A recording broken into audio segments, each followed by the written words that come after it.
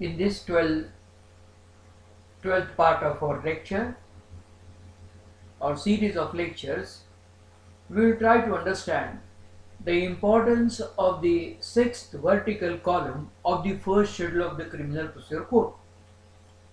And then if you refer to Where Act, you will find out by what court triable.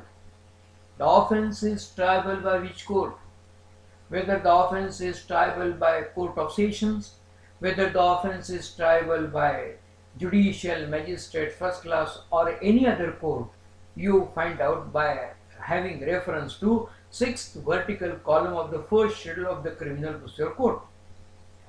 Don't read this vertical column in isolation or independently. Do correlate this vertical column with that of third vertical column of the first schedule of the Criminal Procedure Code. And if you read third vertical column, you come to know what is the maximum punishment which can be inflicted by the court of law if the person is accused of an offence as far as first vertical column of the first schedule of the Criminal Procedure Code is concerned.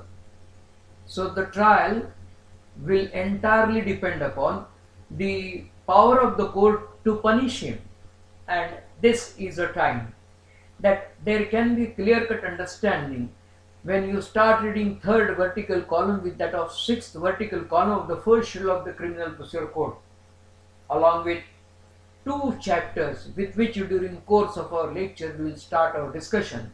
When you start reading right from section 6 up to section 25A of the Criminal Procedure Code, and the heading of the chapter is various courts and offices. So which are the various courts that are constituted by the provisions of the Criminal Procedure Code is the first aspect, or is the first part that we will take into consideration. And when you you start reading right from section 26 up to section 35 of the Criminal Procedure Code, you come to know what are their powers.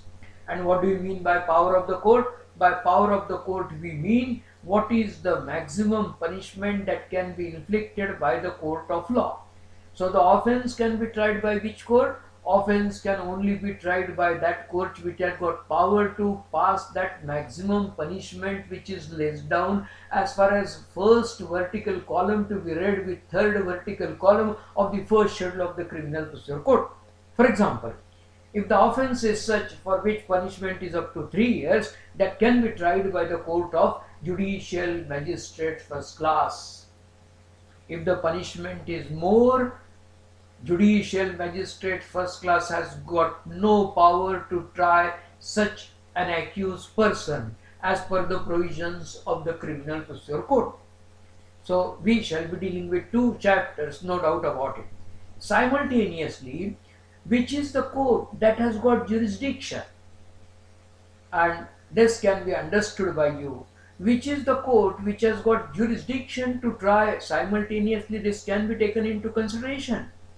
If the offence has taken place at one place, can there be a trial at different place? Is the question for our consideration, whether the court has got power, whether the court has got jurisdiction, whether the court has got authority or not. And to understand this, if you read right from section 177 up to 189 of the Criminal Procedure Code, out of which section 177 clearly lays down, every offence shall either be inquired into and tried by the court within whose local jurisdiction it was committed. So as far as Criminal Procedure Code is concerned, we refer to only one type of jurisdiction, and that jurisdiction is what is known as territorial jurisdiction or local jurisdiction. This is the general principle, and if you carefully read the wording, every offence shall ordinarily be inquired into.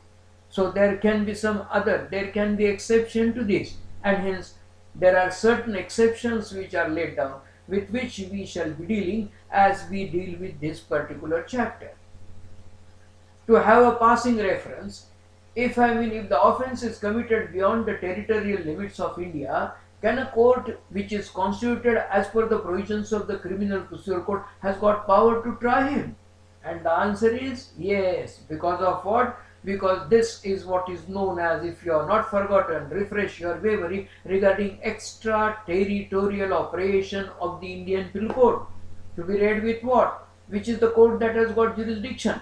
To be read with section 188 of the Criminal Procedure Code, which deals with jurisdiction of the criminal code.